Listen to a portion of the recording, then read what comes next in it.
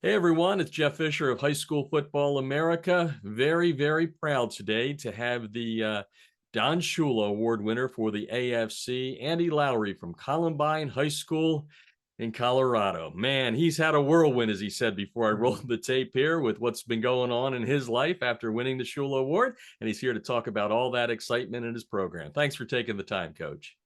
Thanks, Jeff. Every coach every year when I do this has trouble putting it into words because it's been so special. So we're going to just kind of start at the top, which is you get the call, you're the man, Super Bowl, Mhm. all that good stuff that goes along with it. What runs through your mind when you hear that your name is now associated with the legendary Don Shula?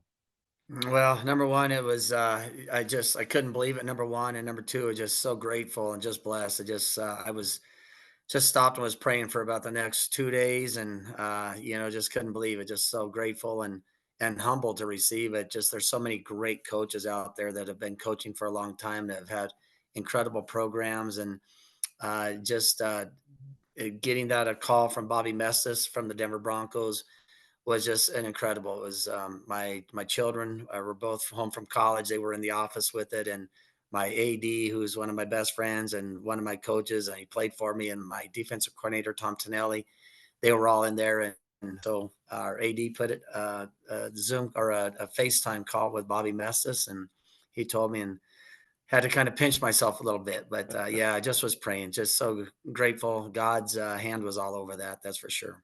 Well, it was kind of a nice little cherry on the sundae. I was thinking about this when I was emailing you to get you here to do this, and you know, state championship for you guys this past season in 23, 300th career win. I mean, there was a lot of stuff that went on. So let's kind of tear it apart, and we'll get back to the Shula Award toward the end. But let's first look at a milestone. Obviously, you didn't get into the profession to win, 300 games, but you did it. Not bad. Mhm. Means you've been Yeah. around a while and all that. What did it mean to you?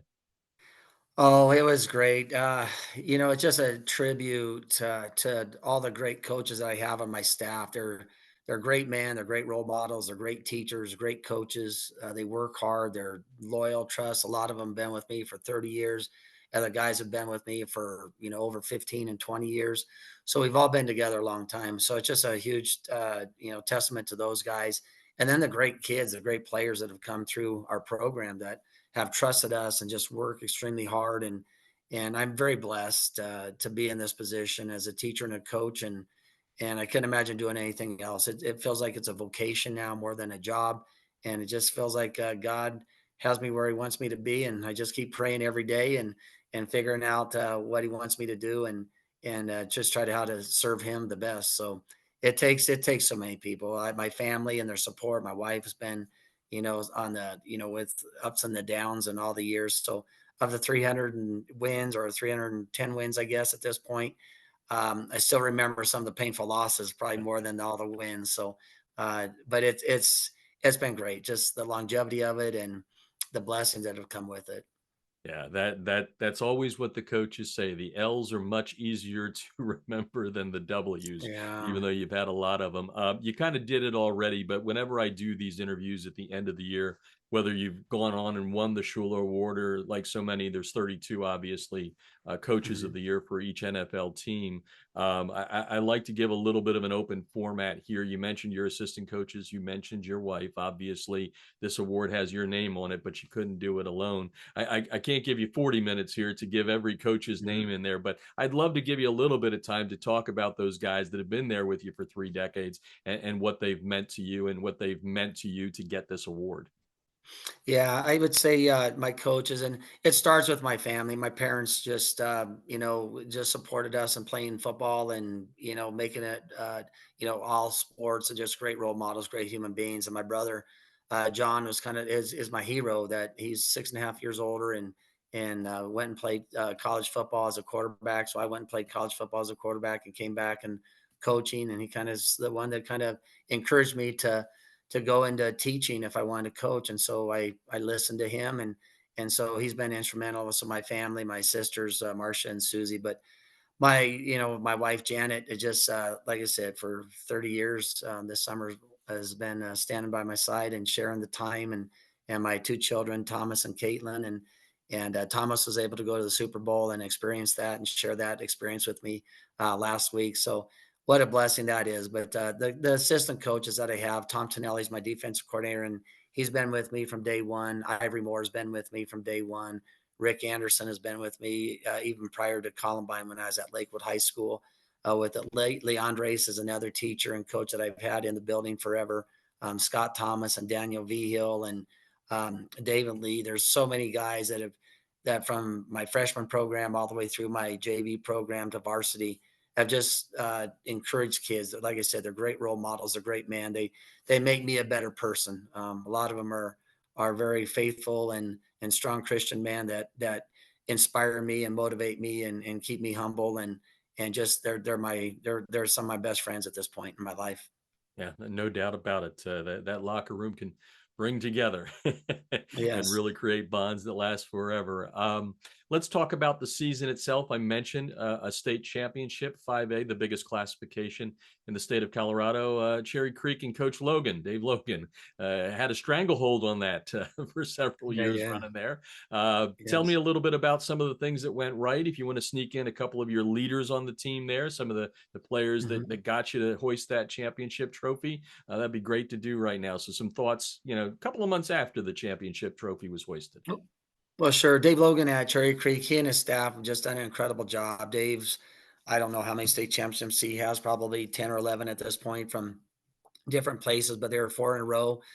They kind of started it back in 2019 against us. They beat us in the state championship in 2019, and they rolled off four in a row. So, they're the perennial powers with it. Our kids just came out and played extremely hard and just tough. We really didn't have we don't have any Division I kids on our program. We have a lot of several Division II kids, but just kids that believe in each other and love each other and worked extremely hard. And the guys in the leaders, Josh Snyder was the Gold Helmet Award winner. He's our running back and safety. And then James Sillison was the MVP as far as defensive MVP for our league the last 2 years. And he's our best blocking back that we've ever had, and also middle linebacker.